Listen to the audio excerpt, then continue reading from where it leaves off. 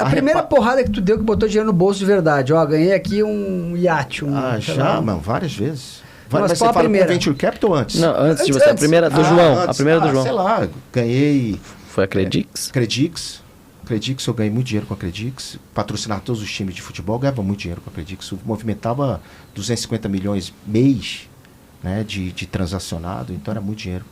Então, eu tinha bastante...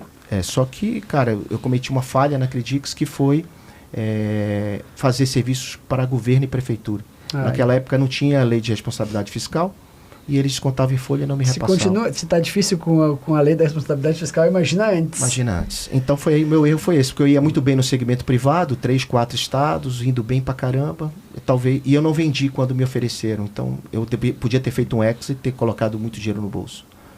Então, assim, foi um bom negócio, mas também me deu uma lição que eu tive que zerar meu caixa para poder honrar os compromissos, que não tinha nem responsabilidade, porque era apenas um convênio, né?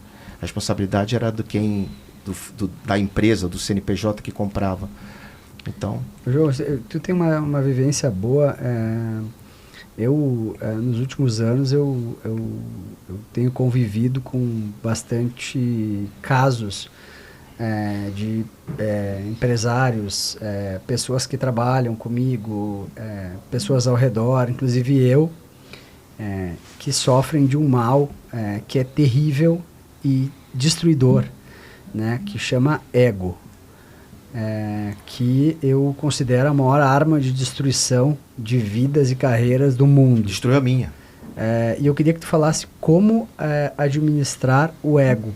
Porque todo mundo que começa a ganhar dinheiro começa a se achar a última bolacha do pacote, né? Eu, por exemplo, ia trabalhar vestido com a capa do Superman. Só faltava o A. Né? Como administrar o ego? Como é difícil administrar o ego?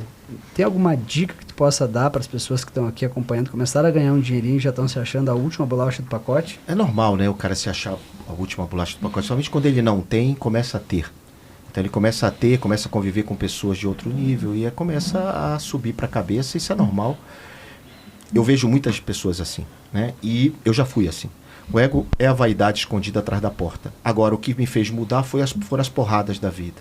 Quando você leva uma porrada, quando você tem um dissabor, você aprende. Mas não deveria ser assim. A gente deveria aprender com o erro dos outros, não só com os nossos erros.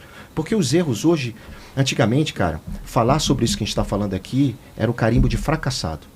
Quando eu cheguei aqui em São Paulo, fracassou. Hoje não, hoje eu conto história, para mim é tranquilo. Né? Mas isso eu tive que superar meu ego sobre isso. Eu tive que entender que aquilo era positivo, ensinar as pessoas a não cometer esse erro que eu tive.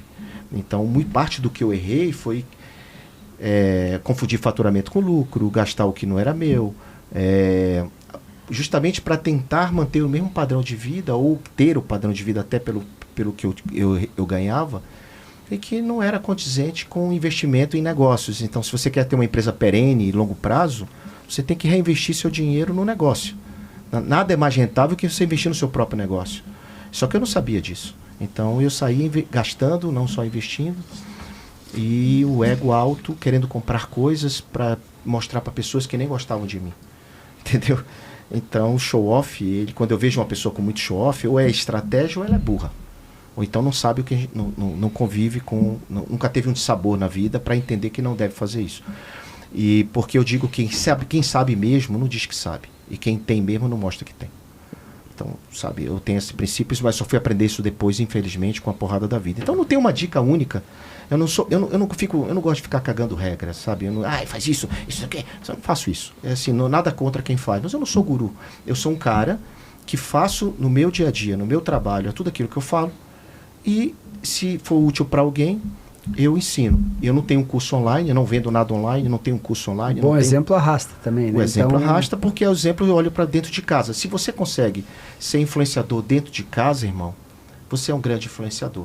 Dentro da sua família. Se você é um influenciador, se a sua família te respeita, te quer bem e você influencia, você é um grande influenciador. E foi esse discurso que eu fiz quando eu recebi um prêmio que eu não esperava, que foi o IBEST do ano passado, que eu ganhei o melhor influenciador de economia e negócio, competindo com o Ricardo Amorim e com o Flávio Augusto. Então, eu fui lá tirar onda, me chamaram os 3 melhores, fui lá brincar com os meninos, né? Eu não sabia nunca que eu ia ganhar, nem discurso eu tinha. E aí me chamaram pro palco como vencedor. Eu disse, cara, o que é que eu vou falar aqui, velho? Porque eu não me considero um influenciador grande. Eu sou pequeno perto dos meus amigos, em termos de influência e de número de seguidores, essas coisas. Porque para mim isso tudo foi orgânico, nunca foi impulsionado, nunca tive... nunca almejei ser influenciador, porque eu não uso isso para vender, entende? Eu não tenho venda, eu não tenho curso online, eu não tenho nada disso. A única coisa que eu tenho, para dizer que eu não tenho, meu filho tem uma empresa de educação pequena, que é muito, muito bacana para empresários médios, e ele, a cada 2 meses, eu faço um treinamento, uma imersão de 2 dias para 50 empresários. Ponto, 50. Só 50, 2 dias. Ele quer fazer para 100, eu não deixo, só 50. Então, sou um cara que 2 dias convive comigo, a gente fala sobre equity, que é uma palavra que pouca gente ainda... Equity mais? Não, Equity mais é do Thiago. Thiago. É a Jornada Equity, Tá.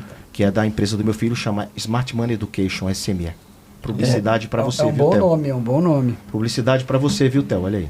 O que você mais gosta de fazer na vida, João? Eu sou DJ. O que eu mais gosto de fazer na vida é ficar em casa de pijama e ficar com meus filhos, com a minha família. E nas horas... E gosto muito de DJ, de música, mixagem, essas coisas. Deixa eu te perguntar, quais são as características...